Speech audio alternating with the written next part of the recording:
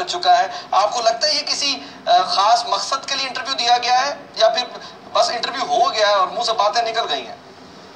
हसन, मेरा ख्याल है कि ये बात गलतफहमी की बुनियाद पर ज्यादा मबनी है, क्योंकि सीपैक की गारंटी पाकिस्तान आर्मी दे रही है और पाकिस्तान आर्मी ने इसको एक स्ट्रेटेजिक गेम चेंजर के तौर पर कबूल किया है। जब भी बाकायदा एक पूरा डिवीजन रेज किया गया है इसकी प्रोटेक्शन के लिए।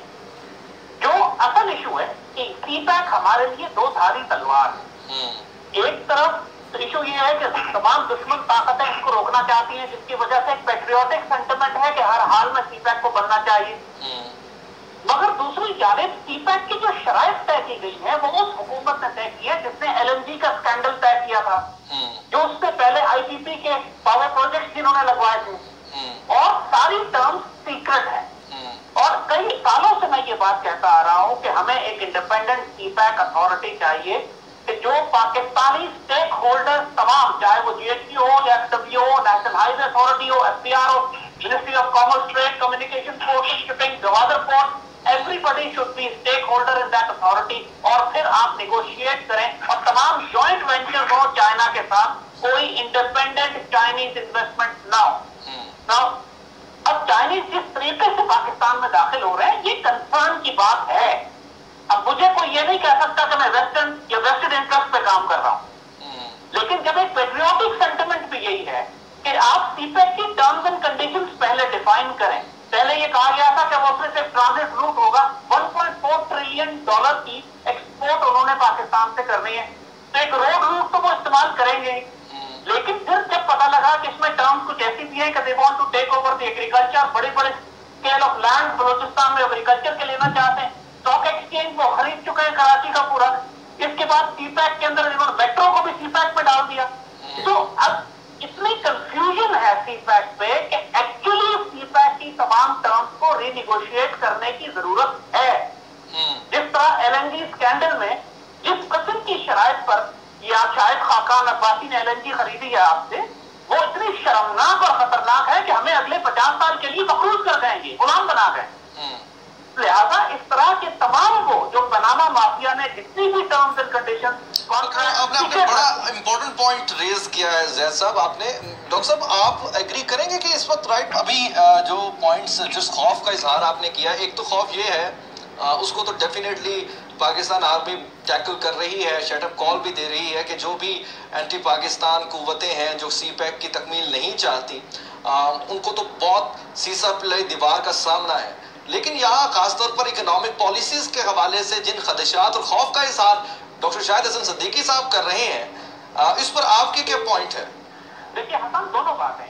बात यह है कि एक तरफ तो हमने अपना रेवेन्यू जनरेट करना है, दुरुस्त, उसमें कोई शुबे की बात नहीं, लेकिन दूसरी जानिब जिन शराइत के ऊपर सीपैक तय किया गया है उनको भी एक दफा नजरसानी करनी पड़ेगी उन पर।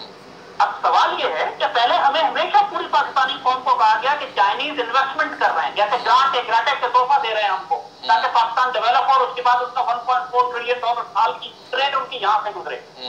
लेकिन अब हमें पता लगा कि ये तो कर्जा था सारा जो हमें अदा करना, इसमें कोई भी ग्रांट नहीं थी। और यही मैं कहूँ कि सारी आज तक किसी को भी पाकिस्तान में सीपैक के प्रोजेक्ट की टर्म्स नहीं मालूम है। This is the dangerous. अच्छा, मुझे और अभी चाइना, अभी आपको मिसाल दें, श्रीलंका में एग्जैक्टली यही केस हो चुका है कि श्रीलंका ने अपनी पूरी एक बंदरगाह गवादर जैसी जो है वो चाइना के हवाले कर दी, कि जिसको चाइना ने सीपैक जैसे एक मंसूबे के तहत डेवलप किया था, और चाइना और श्रीलंका कर्जा नहीं अदा कर सका तो चाइना ने टेक ओवर कर लिया श्रीलंकन पोर्ट को। तो कितना नजर आ रहा है फिर आपको हमारी मौजूदा वजारत खजाना का इस सिलसिले में?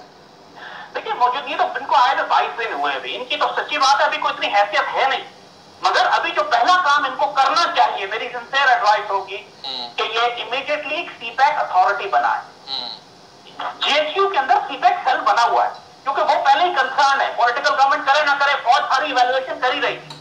Now let's bring them on board, एक ऑफिशियल सीपैक अथॉरिटी वापदा की तरह एक आप इंडिपेंडेंट अथॉरिटी बनाइए जिसका काम और सीपैक के सारे प्रोजेक्ट को रीनिगोशिएट करे, रीवैल्यूएट करे, और वो फिर रिकमेंडेशंस बनाए जो टर्म्स एंड कंडीशन रीनिगोशिएट होंगी, रीडिसाइड होंगी, जॉइंट वेंचर्स होंगे। गवादर पर सुना जा रहा है क्या ये जो आप सजेस्ट कर रहे हैं, एडवाइस कर रहे हैं, इसको पब्लिक में डिस्कस होना चाहिए? यही तो हमारा सबसे critical issues of national security और फॉरेन पॉलिसी और इकोनॉमी और गेम चेंजर जैसे आप कहते हैं प्रेजेंट एज सीपैक, तो पब्लिक में क्यों नहीं डिस्कस करेंगे? जबकि पब्लिक में जो बातें सामने आ रही है वो हमें खौफजदा कर रही है। हमें ये कहा जा रहा है कि 91% प्रॉफिट गवादर के चाइना को जाएंगे और 9% सिर्फ गवादर डेवलपमेंट अथॉरिटी के पास आएंगे। अगर इस तरह की टर्म्स हैं, then this is a sell off। अच्छा, हमने ये देखा कि पाकिस्तान गुज़िश्ता दौरे हुकूमत में जो चाइनीज एम्बेसडर है वो इन खदशात के जवाब देते हुए ट्विटर पर, सोशल मीडिया पर नजर आए, लेकिन पाकिस्तान अपने इस सोशल मीडिया को लेकर, इसके अलावा आपका मेन स्ट्रीम मीडिया है, प्रिंट मीडिया है, कोई सही तरीके से कंपेनिंग नहीं कर सका, इस कंफ्यूजन को दूर नहीं कर सका। मैं कर रहा हूँ कि सोशल मीडिया पे चाइनीज ने तो ये तक कहा चाइनीज एम्बेसी की तरफ से कि कोई ब्लैक वाटर जो है वो पाकिस्तान में नहीं आएगी, लेकिन पूरी दुनिया की मीडिया में खुद ब्लैक वाटर की वेबसाइट्स पे ये तमाम रिपोर्ट अवेलेबल है कि उन्होंने चाइना के अंदर बेस बनाया और सीपैक के जरिए, ओबोर के जरिए, जो उनका एक नया सिल्क रूट जो बना रहे हैं उसके जरिए उसकी सिक्योरिटी ब्लैक वाटर देगा। तो जिसको हमने ब्लैक वाटर तो यहाँ से निकाला है वो सीपैक के रूप से दोबारा आ जाएंगे मुल्क में। अफगानिस्तान वैसे ही पूरा का पूरा ब्लैक वाटर के हवाले होने जा रहा है। तो बहुत सारे सिक्योरिटी कंसर्न्स हैं, इसीलिए मैं कह रहा हूं कि हमें एक इंडिपेंडेंट सीपैक अथॉरिटी चाहिए। अच्छा ज़ैद साहब, आप मुझे जरा फाइनल एक कमेंट आप ये कीजिएगा, ऐसी सूरत हाल में जब पाकिस्तान बहुत सारे चैलेंजेस का सामना कर रहा है और ख़ास तौर पर इस एक कन्फ्यूजन का बराह रास्त फ़ायदा उन तमाम एंटी पाकिस्तान जो पावर्स हैं उनको होगा, ममालिक हैं उनको होगा, अब ऐसी सूरत हाल में पाकिस्तान की इस नई हुकूमत को इस तरह की एटलीस्ट कंफ्यूजन से बचने के लिए क्या करने की जरूरत है? आप मुझसे सवाल कर रहे हैं? जी जी, आपसे सवाल कर।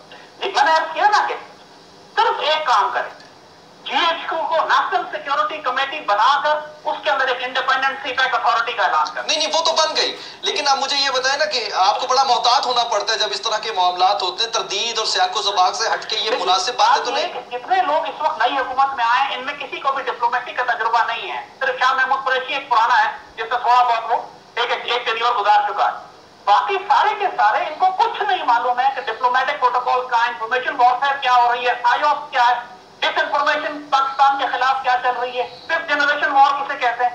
तो ये लोग अपनी कहीं नाइव हैं, कहीं बेवकूफ हैं, they play into the hand. Fawad Chaudhry ने जैसे कि बयान दिए थे, किस तरह बेइज्जत हुई है, दुश्मन इतना डैमेज नहीं कर सकते थे इनको जितना फवाद चौधरी ने या उनका जो पंजाब का इंफॉर्मेशन मिनिस्टर है उसने इनको बेइज्जत करवा दी। तो बात ये, दे आर इनएक्सपीरियंस, इनको गाइड करने की जरूरत है, इनको इमीडिएटली इंस्टीट्यूशंस को स्ट्रॉन्ग करना चाहिए। अच्छा, मुझे अब एक बात बताइए, बड़ा इंपॉर्टेंट ये क्वेश्चन है और इम्पोर्टेंट पॉइंट है कि इमरान खान साहब की जो नीयत है वो बड़ी पाकिस्तान के लिए दर्द भरी नजर आती है, महसूस की जाती है, लेकिन डेफिनेटली इस करप्ट निज़ाम के फवाइद समेटने वाली बड़ी कुव्वतें वो तो इमरान खान साहब से खुश नहीं है, जिसे हम इंतजामिया भी कहते हैं।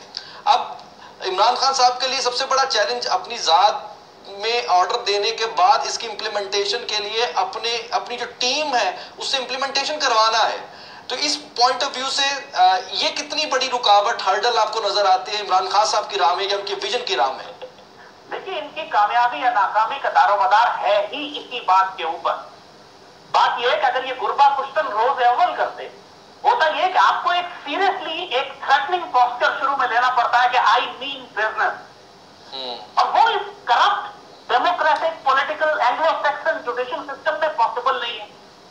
आप तो वो गाड़ियां तक वापस नहीं ले सके अभी तक जो मिसयूज हो रही हैं तमाम पब्लिक डिपार्टमेंट में, मुख्तलिफ प्रोविंशियल गवर्नमेंट के पास, फेडरल सेक्रेटरीज के पास। आपने ऑप्शन तो कर दी, वो जो प्राइम मिनिस्टर हाउस में खड़ी थी, वो जो 6,500 गाड़ियां गुम है। तो बात यह है कि इस स्पीड के साथ जिस तरह का ये सिस्टम है, people are not feeling threatened. आपको मिसाल बनाना होगा कुछ बड़े बड़े लोगों को, आपको जरदारी को लटकाना होगा, नवाज शरीफ को लटकाना होगा। ये जो बड़े बड़े आपके फवाद जैसे केसेस हैं, इनको रैपिडली प्रोसेस करें, 3-4 हफ्ते में खत्म करें। नवाज शरीफ का केस 2 साल चला और अभी तक उसकी अपीलें चल रही। इस स्पीड पे आप कुछ नहीं कर सके। ठीक, आपको लटकाने पड़ेंगे। बहुत शुक्रिया सर।